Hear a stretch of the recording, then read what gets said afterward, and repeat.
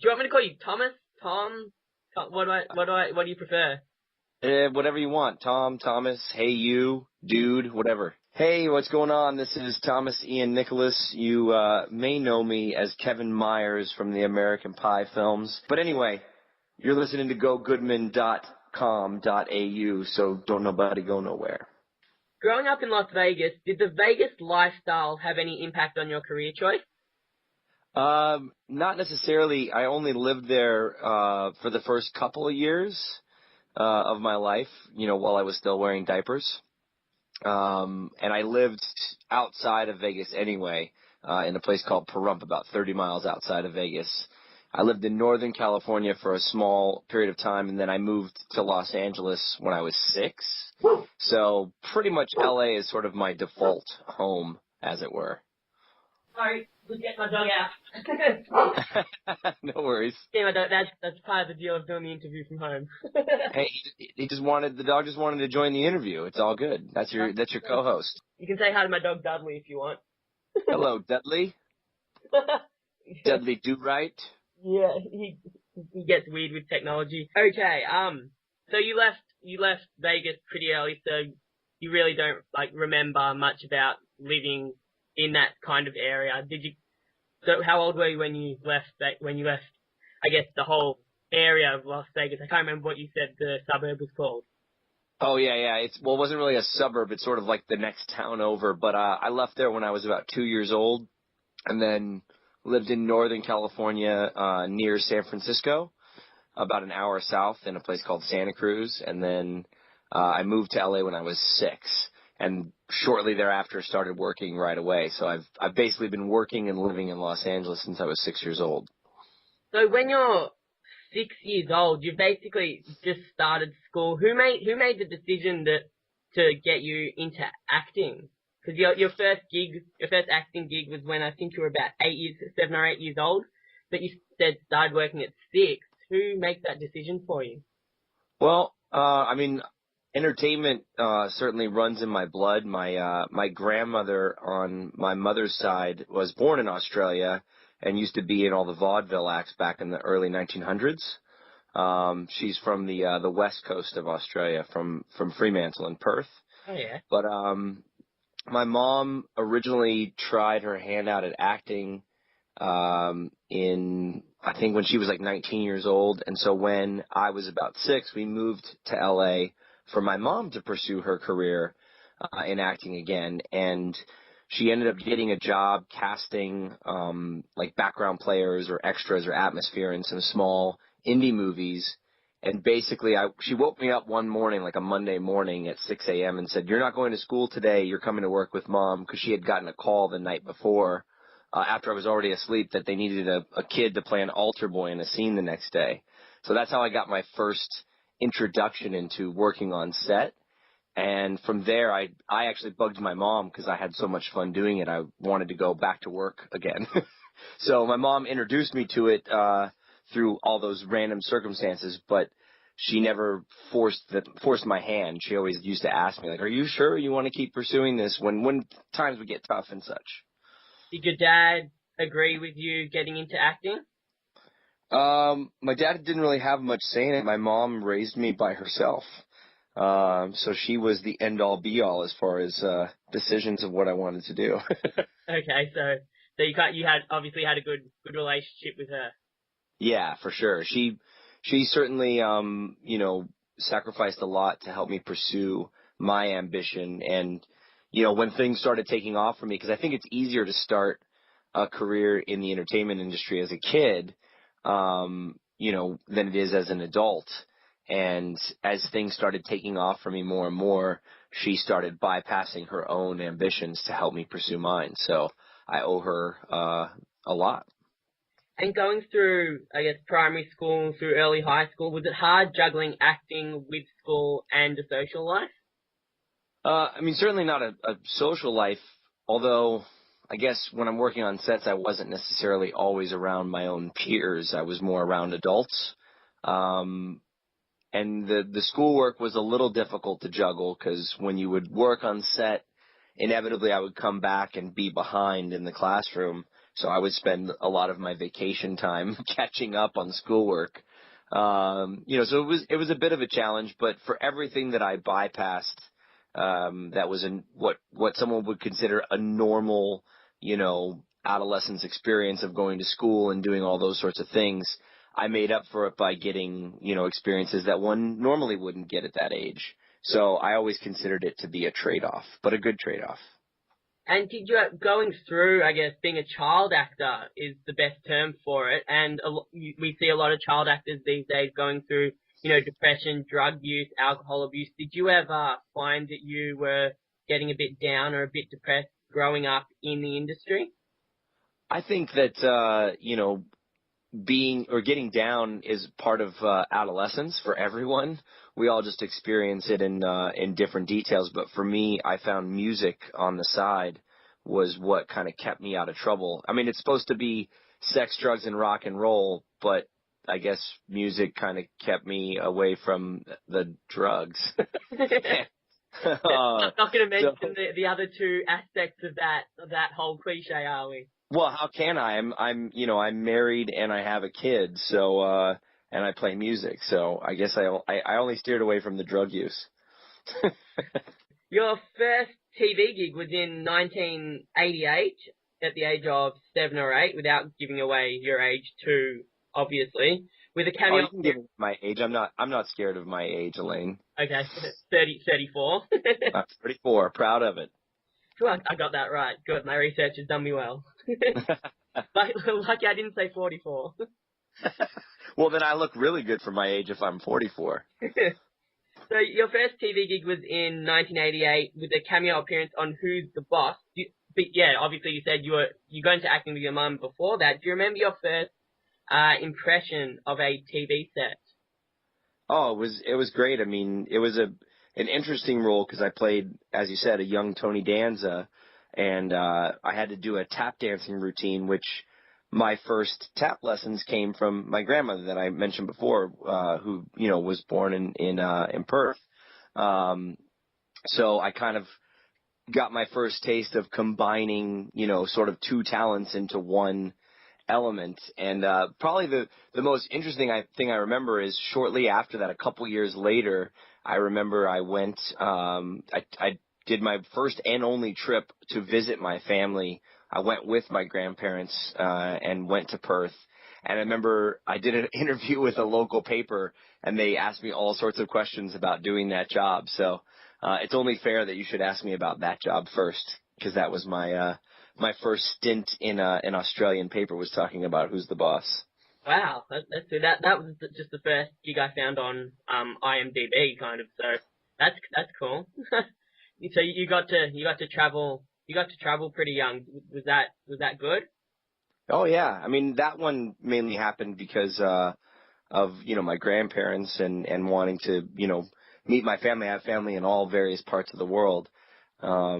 So that wasn't necessarily a work travel. That was more of a vacation. But yeah, to go across the world at the age of 10 was an amazing experience. And I mean, I think that having an open mind to the world at large is far more than travel. But certainly, if you have an open mind and you get to travel, then it's kind of twofold.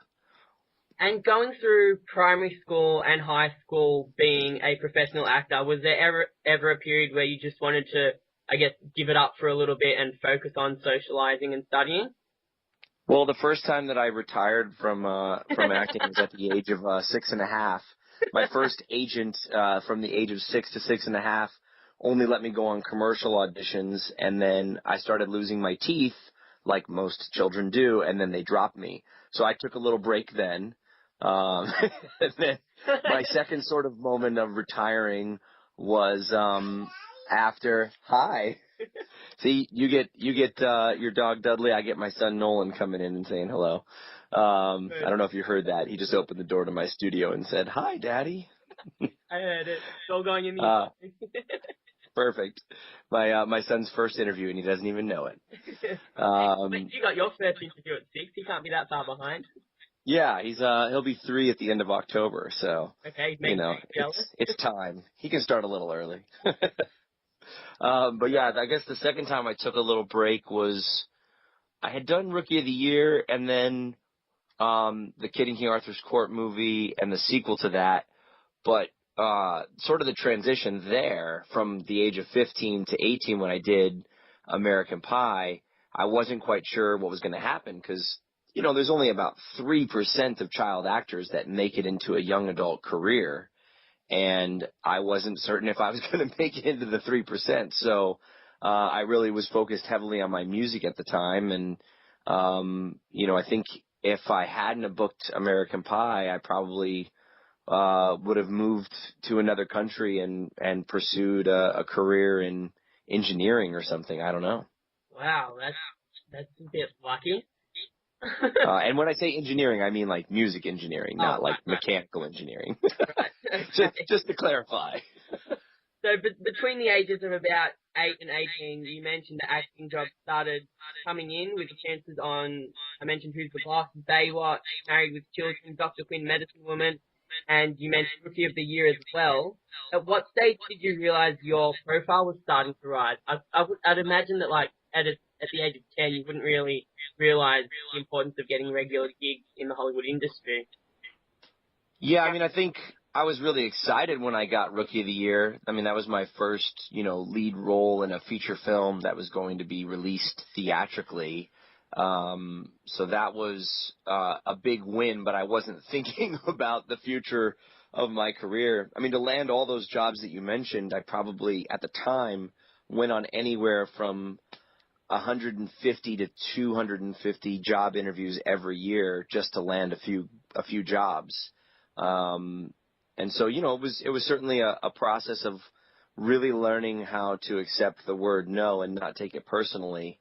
I think that I didn't really see sort of I guess the future of my career until probably American Pie, because that was the first time that I landed a gig that really went the extra kind of mile. I mean, Rookie of the Year was a sleeper hit, but American Pie became kind of a cult classic. I guess Rookie of the Year kind of is too.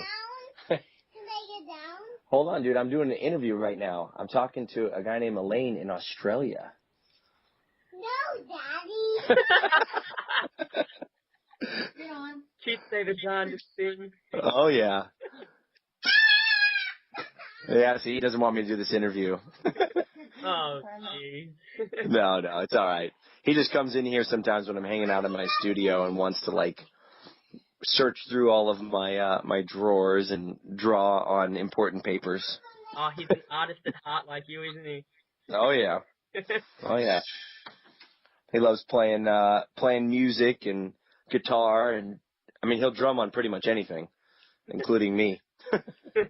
Yeah, so you mentioned you weren't really confident of marking your position in the industry until you got American Pie. Yeah, because like I said, the transition of going from a kid actor to a young adult career of any sort of substance is a, you know, it's the eye of the needle, you know. And so when that film sort of really took off and, you know, hit the $100 million mark in the States and the $100 million mark worldwide, you know, I certainly, you still have to continue working hard, but I felt like I really had a shot at a career as a young adult. And also in that time, I read you started playing guitar at about 14 years old. Was that just as a hobby, or did you actually want to pursue a music career while you were a teenager as well? I mean, probably after about 3 years of playing of like an insane amount of guitar, we're talking like hours every single day for 3 hours a day for the first 2 years at least. And then certainly while I was working on sets, there's a lot of downtime. I did my first recording when I was 17, and I think I had aspirations of something happening. Like I said, music for me was a great release creatively in between jobs, and it kept me out of a lot of trouble, a lot more trouble that I could have gotten myself into or that I watched my friends get into. But certainly, I don't think until about 2008 when I released an album called Without Warning, and that was the first time that I felt like I had really created a sound that I wanted, that I was really proud of. And so when I stood behind that one, I had many more delusions of grandeur of my music career at that point and started touring heavily in between all of my jobs. And since that time, I've released a total of 5 albums and played over 450 shows. And probably the coolest thing that's happened to me recently was I got to write a song with John Popper from Blues Traveler. So they've had me like come and guest on a couple of their shows, some of their big shows with big crowds. And that was sort of a crazy moment because I thought to myself, I might not have accomplished everything I wanted to in music, but somehow or another, John Popper from Blues Traveler knows that I play music and wrote a song with me. So that's worth something. That's something I can tell my grandkids. Were you one of those guys that taught yourself how to play the guitar? Kind of, sort of. I remember I grew up with a guitar in the corner of the house, but it's something that I didn't really notice until I was 14. It was right around the time that Nirvana was, huge on the scene, and then Kurt Cobain died, and there was a kid at school, at my junior high school, that did a week of silence and got in loads of trouble. He got sent to, the principal's office every day, every class. And I remember thinking to myself how powerful music was, because here was this kid who was a total slacker. He was probably failing every class anyway, but he was standing up for something bigger than himself. And I remember that affecting me. And so suddenly the guitar that had been there my whole life kind of like jumped out at me. And I learned some chords from my mom. I learned some chords from my friends and from my friend's dad. And then I took a few lessons, but lessons were not necessarily I probably took like a dozen lessons from a guy I'm still in touch with. But, I wanted to learn how to shred, and I never learned how to shred. I just learned how to write songs. Do you know where the Silent Kid is now? No, I have no idea. I think I know where he went to high school, but that's about the last I ever saw of him. Oh God, he could be doing anything. Yeah, it's the truth. I mean, I'm still in touch with some of my friends from that time frame. I'm sure I could ask them to be like, hey, what's Kevin doing now? I'm sure somebody knows. I just never thought to even ask until you just brought it up. Now I want to know. I'm always interested. That's why Facebook's good. Oh yeah, I could do a search for him on Facebook. He's probably too cool to be on Facebook though. Any guy that would do a week of silence is too cool for Facebook, in my opinion. Let's move forward to the 1999, closing in on the end of the 21st century, and a culture-changing franchise is born. Assuming you had to audition for the part of Kevin Mines in American Pie, what was your first impression of the script, and did you think it was going to be a game changer? My very, very first impression of the script was that it was like child porn with teenagers, and I threw it in the trash and called my agent and said, "What the heck are you sending me?" That was my very first impression of it, based upon the opening scene, which was what we now know as Tara Reid, the character of Vicky, and my character, Kevin, sort of in her bedroom, and she was sort of instructing him on how to use his right hand, as it were, and what movements to make, if you catch my drift. Yeah. I get it.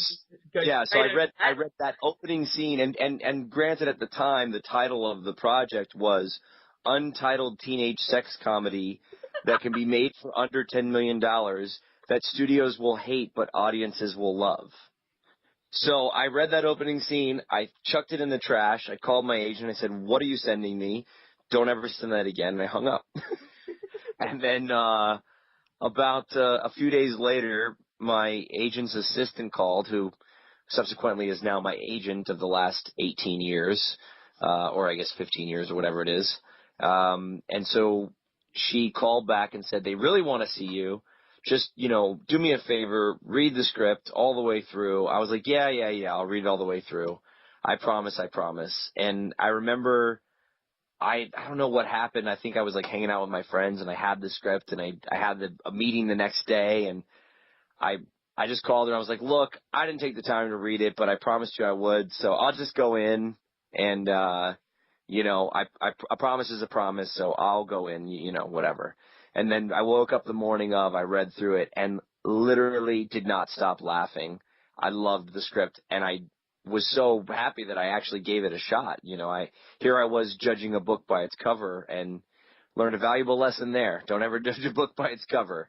So I went in and met with the directors and read through the material, and the rest is kind of history. What did you have to do did you just have to read the material for the audition? Well, I went in and worked with the casting director for a bit, and he kind of gave me some notes and some pointers on it, and I remember, I'm trying to think of what the second scene was. I know that I had to do the speech, and I remember in the audition actually jumping up on the chair in the room and delivering the "We will get laid" speech. But I don't remember what the other scene was. I'm sure it was some sort of scene with Vicky. But yeah, so there was kind of working with the cast manager and then reading with the directors. And something I found weird was that American Pie 2 was the highest grossing film of the franchise. Why do you think that was?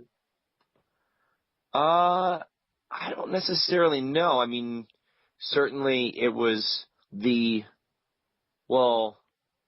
guess it was the only time outside of American Reunion where we literally brought back all of the characters. But that, I don't know. I don't necessarily know why it was the highest grossing. We also took a lot of time before we did it. We didn't run it back right away because I remember they sort of ran out of the time period that they had with the studio because you sort of have an option. And I remember that option period ran out. So then it was a big question as to whether or not we were going to do it because certain people had to, got to renegotiate and we didn't just get a phone call saying you're doing this whether you like it or not because you signed a contract. What was your favorite movie of the franchise? It'll always be the first one, for sure. And then I think my second favorite is The Reunion, and then American Pie 2 in last place. Dead last is American Wedding. I think I know why The Wedding was your least favorite. Why? Because I was duct taped to a chair in a closet? That was a really funny part. I didn't mind that one. No? No. That was the only real time that you actually got involved with all the I guess shenanigans that they did. Yeah, I guess that's true. Although I was trying to get out of it. I think my character was, feigning. My girlfriend said no touching. And we know that Chris Klein, Mina Savari, and Tara Reid weren't in American Wedding, which was the third one. Was the whole process of filming the movie a bit different without them? Yeah, I mean, it was definitely a little odd not to have, certain people back. But it was one of those things where I remember talking to this is going to sound so terrible. I don't even know if I should tell the story. Oh, go on. But I'll tell. I'm already halfway through. I just remember when we got the third one and we didn't have everyone in there. I remember saying to one of the producers, he was like trying to, kind of ease the situation, and I said, look, it's really sad. I said it's like. I would equate it. The analogy I gave was like you're in war, you're in battle, you're in the trenches, and you're next to your best friend, and you're firing out, and a bullet whizzes by, narrowly misses you, and takes out your best friend. You're really sad for your loss, and you're also happy to be alive. It's a terrible feeling. Oh, God. Well, that's the truth because it could have been me that wasn't an American Wedding. So I was very sad. To not have Chris in there and Tara. And in fact, I had a new girlfriend that was cast in it. You can see her for a very brief moment at the wedding. Her name is Minka Kelly, and I think she was on the Charlie's Angels TV show. She was Kevin's girlfriend, but all her scenes got cut from the movie. What's your opinion of the cheesy American Pie spin-offs? Now, I've heard rumors of the reasons they made these 3 or 4 spin-off because of, I guess, low budget, and you guys were obviously busy and didn't want to get involved with them, so they made these cheesy ones. Have you ever watched them? I have not, although I remember when we were on set of American Reunion, Jason like pulled up one of them on his iPad, and we watched like a quick scene of it, and we were just all appalled at how terrible it was. And we had a good laugh. For me, I remember thinking how it was diluting the franchise. And then there was this moment, I think it was 2011, I was at this big music festival called Bamboozle, and there was this band there called Forever the Sickest Kids. And after meeting them, I ended up... yeah. After meeting them, I ended up writing my recent release with one of the members of the band, Caleb Turman. But anyway, so I was there, and Caleb and I kind of became friends at this festival, and he goes, "Oh, will you come and introduce the band?" And I was like, "Dude, your fans are 14 years old. They're not even going to know who I am." Because this is 2011. I'm like, some of them were, just being born when the first, American Pie came out, essentially, or they were 2 or 3. And so I was like, whatever, I'll do it. So I get on stage and I tell everyone that I was filming American Pie 4, and they all got really excited. And it was that moment that I realized it's because of the DVDs of the straight to DVD American Pies that none of us were in except for Eugene Levy, that sort of let the next generation know about these movies. Without them, we would have never done American Reunion, I don't think. So as bad as they are, I'm thankful for them, if that makes any sense. Did you know they were being filmed at all? Like, did you get asked to be in them at all? I knew they were being filmed. I knew that Eugene was the only one in them. There was a moment, I think, where one of them reached out to Tara and myself to make a small cameo in it. And I read the script and I thought, well, it wasn't really story driven, and it didn't make sense for the characters. So we both passed because we didn't want to make the wrong decision for sort of the future of where Kevin and Vicky would be. And so there was that moment, but no other moments to speak of. So as an actor, is your character that important to you that you don't want them to do anything stupid? It's like more than a character to you. Well, in that regard, the American Pie franchise was created by Adam Hers, who, based the characters off of some of his friends and himself and his own experiences in East Grand Rapids, Michigan. So he wasn't involved with that particular sequel. And it wasn't like I was going to call Adam and say, like, hey, so where do you think, Kevin would be, 10 years after he graduated from high school? So I just wanted to respect, what we had created. So, yeah, I mean, I guess to a degree it's more than just a character. And, look, when something becomes bigger than you ever expect it to be, and bigger than any one person that's in it, or bigger than all of us, then yeah, you definitely have to, think about each maneuver you do in relation to that, for sure. And you mentioned Eugene Levy, who I've read is pretty much entertainment royalty in Canada, which is where he's from. I think he got an award recently, the highest entertainment award in Canada recently. What was it like to work with him? He's pretty much a Hollywood legend. Yeah, I mean, he's fantastic. He's just as nice as you would imagine him to be. Not quite as uncomfortable as the characters that he plays, but certainly, moments of that you can see where he expands on that and draws on it. But just literally one of the nicest people ever. Some of the jobs, like when we shot American Wedding, we shot for a couple weeks on this Ritz-Carlton resort called Half Moon Bay in Northern California, and there was a golf course there. So Eugene and I and Fred would go out and golf on the weekends. It was pretty fun. I'm assuming you're aware of the kind of Twitter trouble that Jason Biggs is getting involved in. Do you know him as the kind of, I guess, jokester, or is that kind of a surprise to you? Yeah, he's always kind of been that way for sure. So it's no surprise to me that he would find himself in trouble. He did some things when we were doing the press for American Reunion that landed him in some hot water as well. You know, so Any you can go into? What's that? Any you can go into? I'm trying to remember exactly what it was, but because this is a few years ago now, or 2 years ago. There was someone that he made fun of in the news that, got caught, and he was doing something, and, after they'd done an interview for a TV station, and then the security cameras, caught him, and I don't know exactly what it was, but it's not surprising to me that he would, stick his foot in his mouth. He likes to do that because, that's how he rolls. And most of the rest of the characters, or most of the rest of the actors, are they similar at all to what their characters were?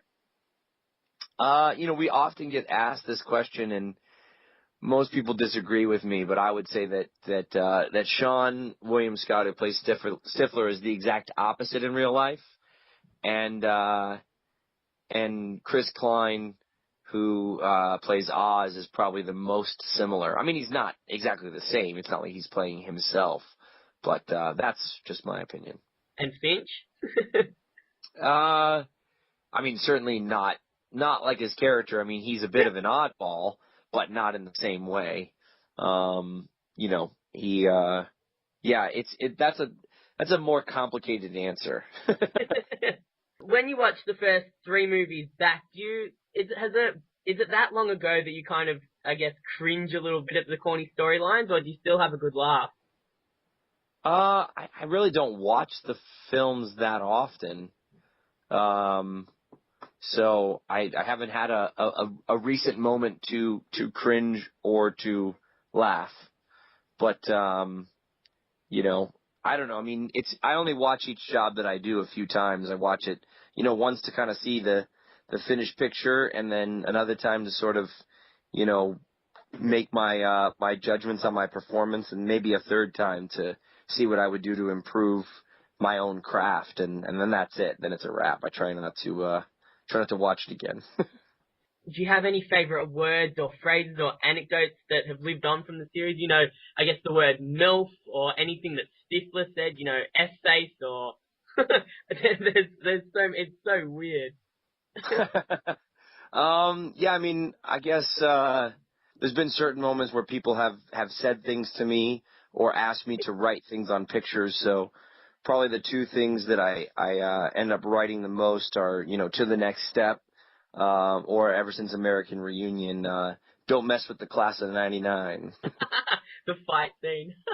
Yeah, I'll leave the profanity out of that statement. I usually do on people's pictures too. If I'm signing it for someone's kid, I'm not going to write, the rest of that sentence. I don't want to get kicked in the gut again. It would have hurt.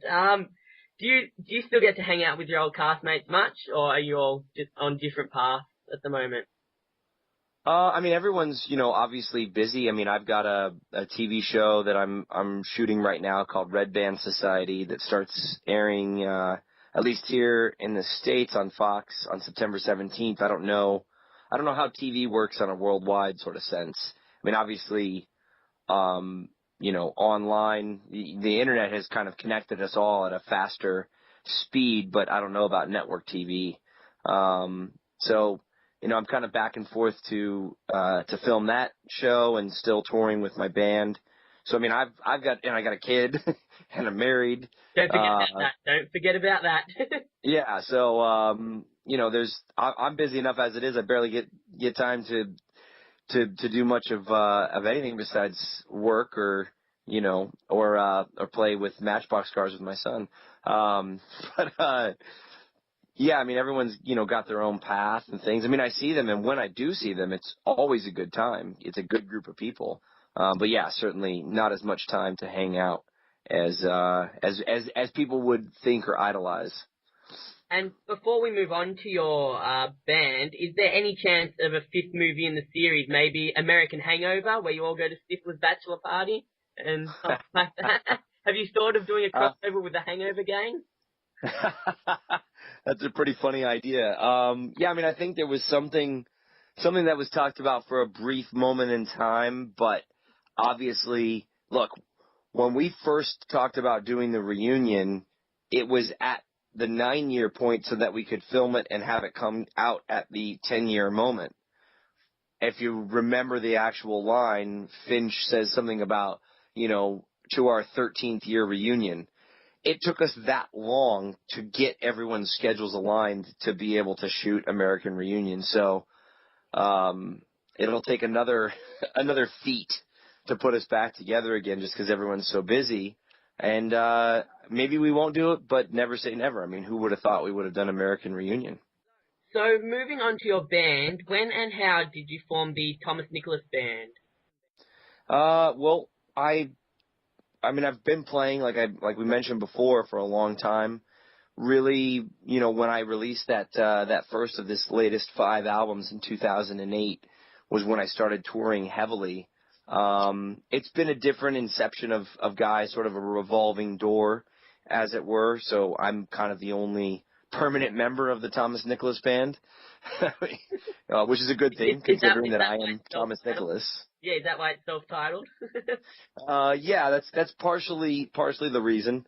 And certainly, I guess now I've got kind of a band, as it were. I sort of cherry-picked a few guys that used to be in a band together that was signed and everything.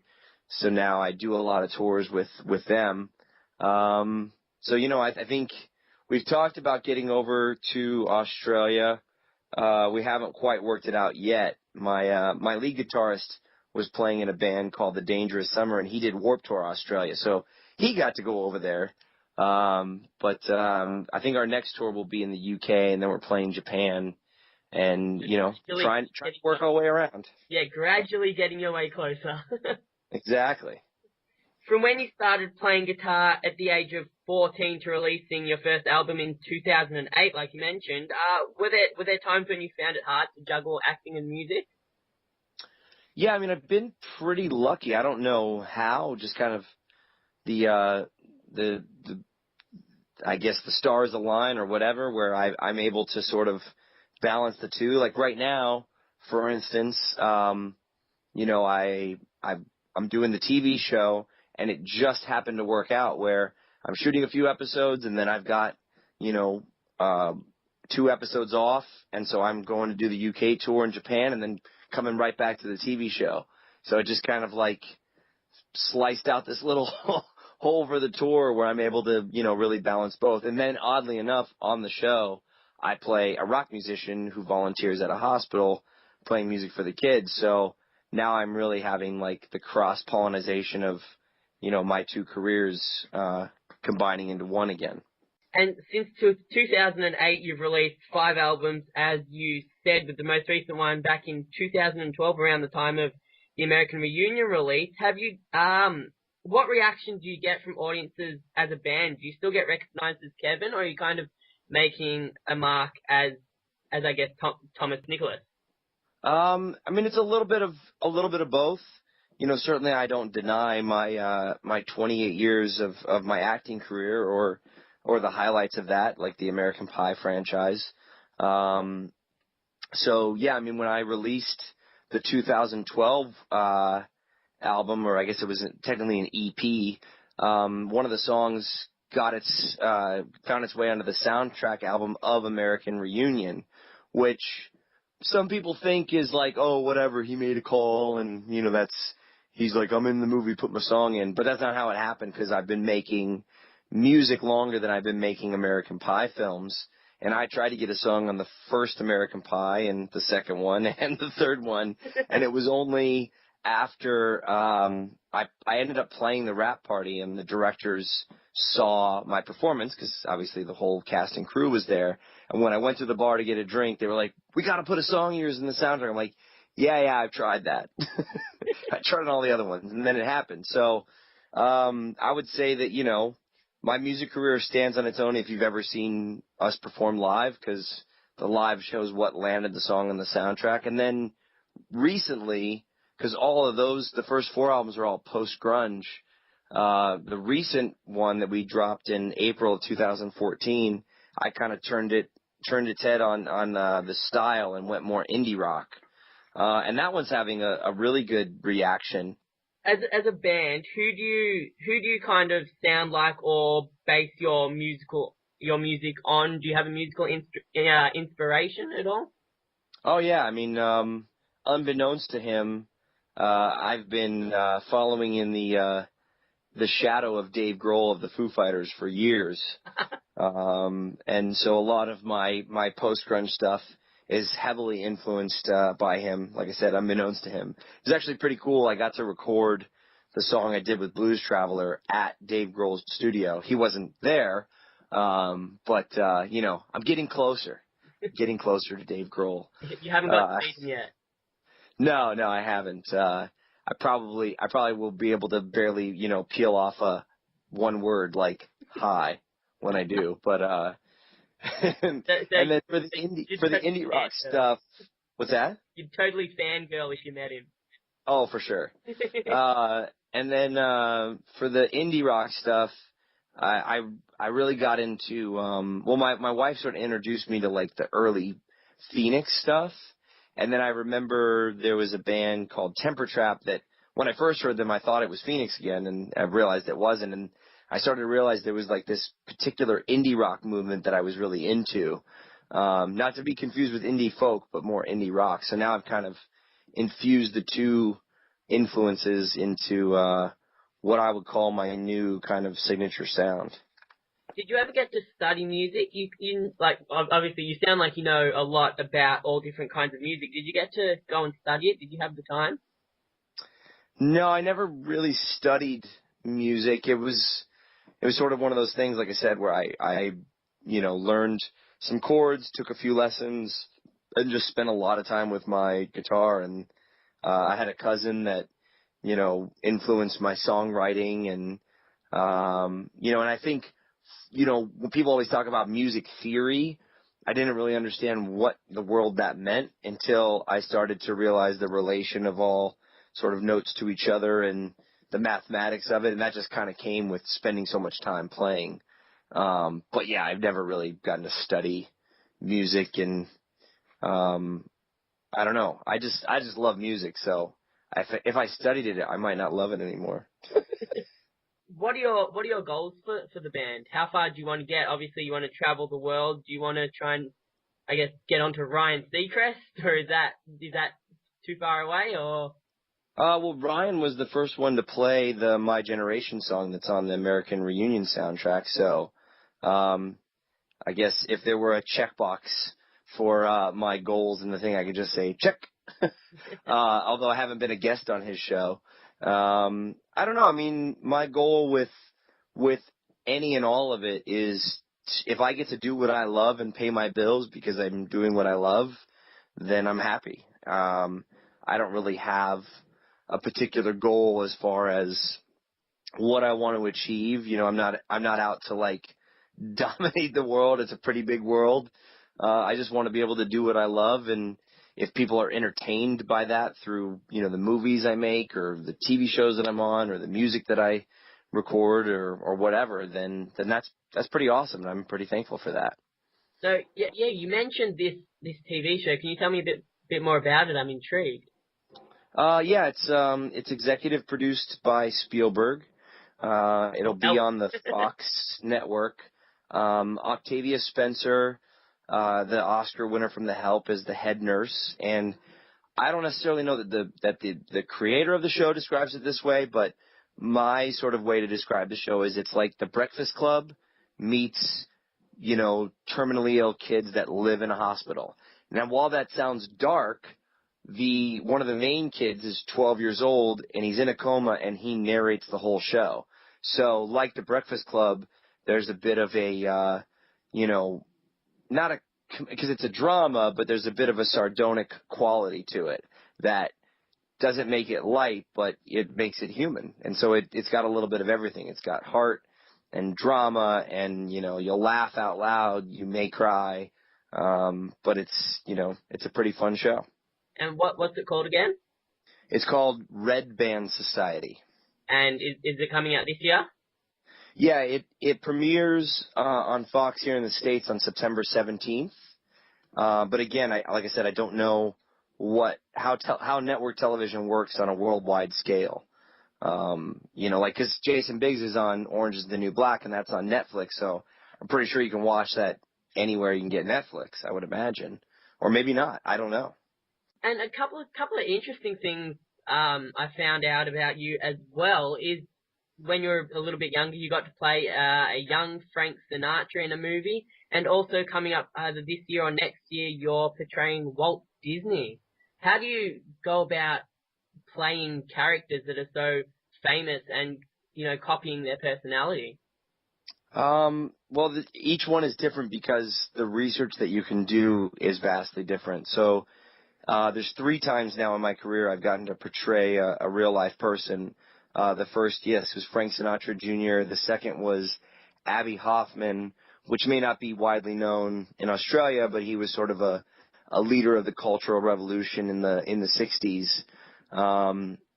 And then, yes, of course, Walt Disney. So each one's a little different. When I was doing Frank Sinatra Jr., there wasn't much about his, early life and video footage. There was maybe photographs and such. So he was a bit more difficult to portray, but there was enough out there in my research. So, I mean, basically, to answer your question, the long and short of it is research as much as possible. Anything that's there for me to read, I will read it. When I played Abbie Hoffman, he had written several books, so I read every book that he wrote, which gave me insight into his character. And there was enough video clips of him in the 60s to I really tried to capture his voice. For Frank Sinatra Jr., I didn't really have any voice to go off of, so I couldn't. And then and the funny thing was with Frank Sinatra Jr., my grandfather on my dad's side was a stand-up comedian. He used to open for him. So after I did the film, I met him, and he recited one of my grandfather's jokes to me. So totally tangent story there for you. For Walt Disney, we did the movie based upon a book, and obviously everyone knows the older Walt, but not too many people know the younger Walt before he created Mickey Mouse and when he was bankrupt in Kansas City. The only unfortunate thing with that is there wasn't any recordings of him as a younger man, so I don't know what he sounded like when he was more energetic and youthful, and I only had a week to prepare for the role, so I don't read that quickly. A week was barely enough time for me to read the book and the script that I was doing, as opposed to the umpteen amount of books that are out there.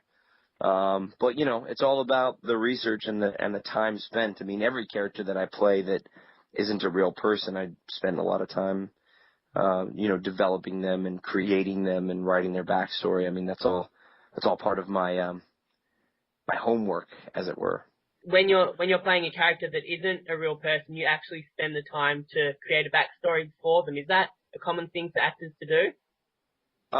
Yes. If it's not, they're doing it wrong. I mean, I remember I actually wrote the backstory of Kevin Myers with Paul and Chris Weitz, which for me was the first time that I ever did that with a director, which is why I have such a vast amount of respect for them. But yeah, that's part of my training. I went to acting school for 10 years and, that's what you do. I mean, if you play a character, you kind of have to decide what their life was like, For instance, when you were asking me earlier about my parents and I was like, oh yeah, I was raised by my mom. Well, that's like a number one thing you decide when you play a character. Were they raised by a single parent? Were they raised by both their parents? Because that changes the dynamics of how they react to things. And so you can sort of decide how you want them to react to the things that you're going to see in the story by designing what you want their history to be. In hindsight, you just mentioned you studied acting for 10 years. Do you think American Pie is the ideal job for an actor who's just spent 10 years studying acting? Yeah, I mean, it is because in that particular film, now listen, any film that, that rises to that level of success has a lot of elements in it. It has a lot of people involved, and it takes an entire team of people doing it right and it happening at the right time and, whatever. It takes a lot of things. So there's no way to credit any one person. I will say that for my character, one of the things that set American Pie apart from all the other kind of teen sex comedies was it had a lot of heart. And a lot of that was infused with how we developed the character of Kevin Myers and what I did with the Weitz brothers.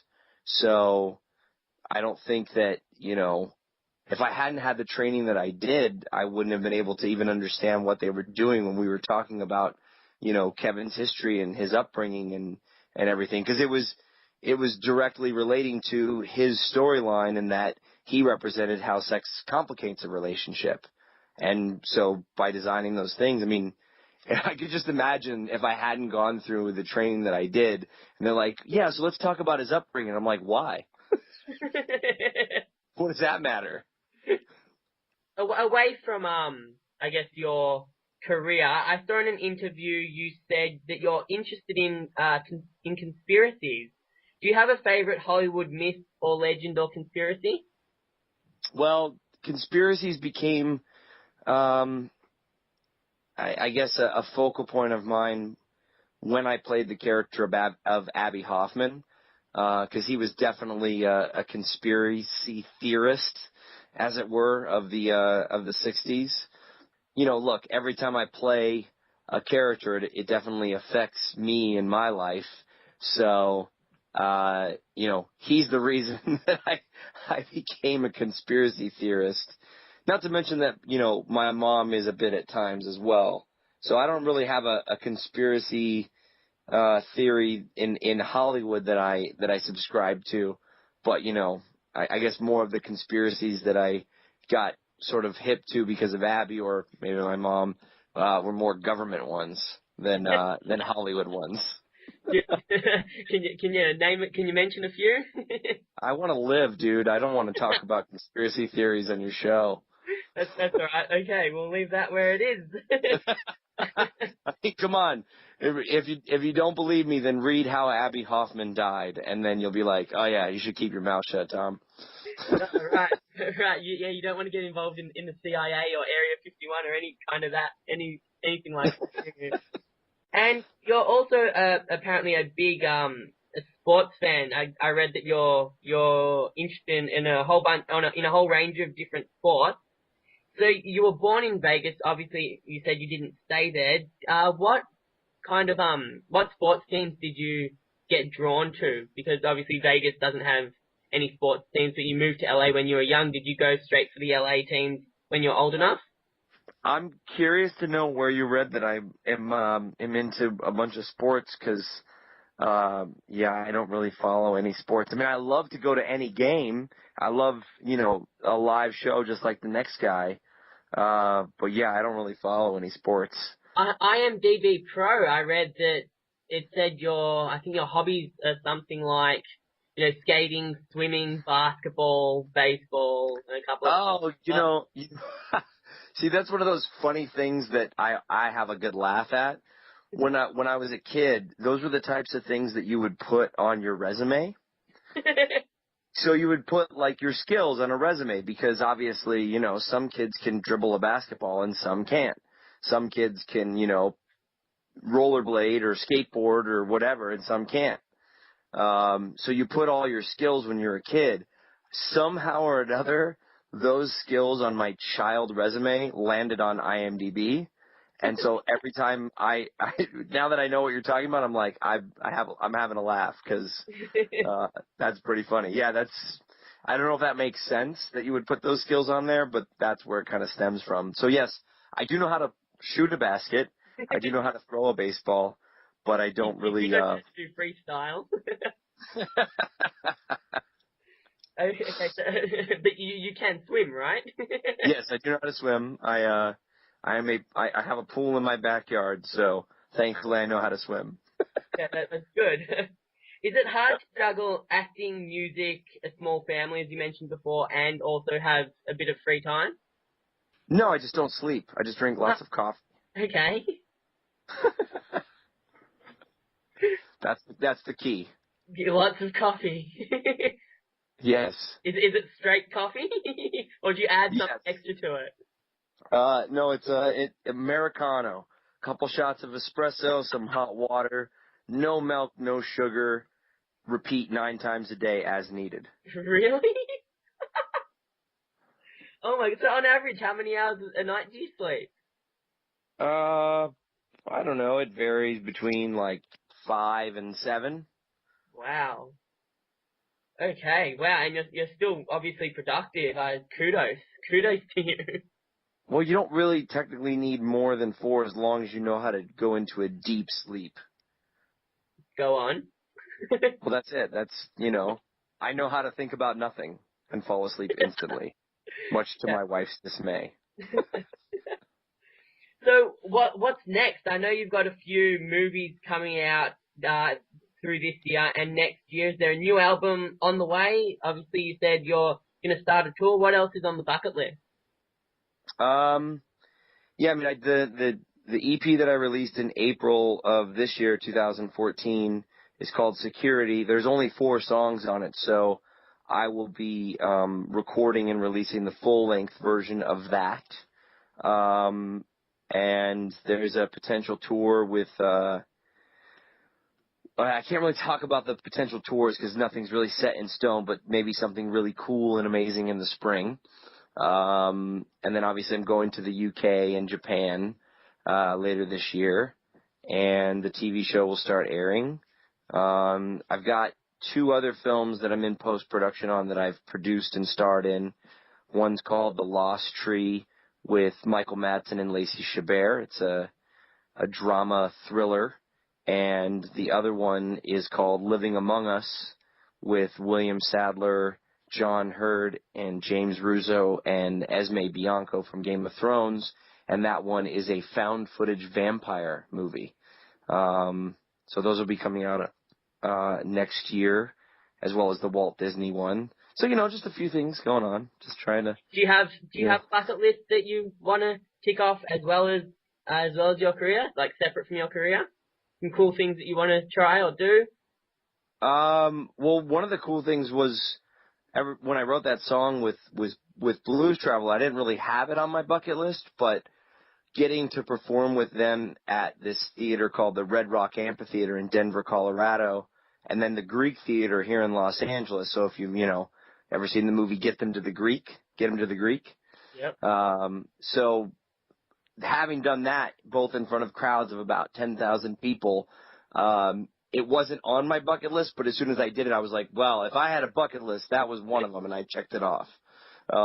So, yeah, I don't know. I don't really have, specific bucket list goals, but every once in a while something happens, and I do exactly that. I go, man, if I had a bucket list, that should have been on it. Check.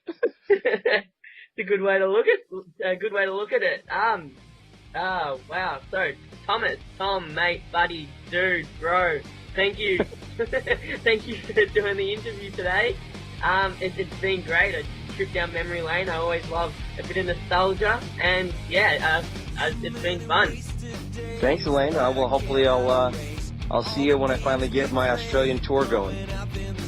Anyway, thanks for listening. Again, I'm Thomas Ian Nicholas, and if you just found out that I even had a band and played music and you want to hear my song, My Generation, that was on the American Reunion soundtrack, go to gogoodman.com.au right on the homepage, and you can watch the music video.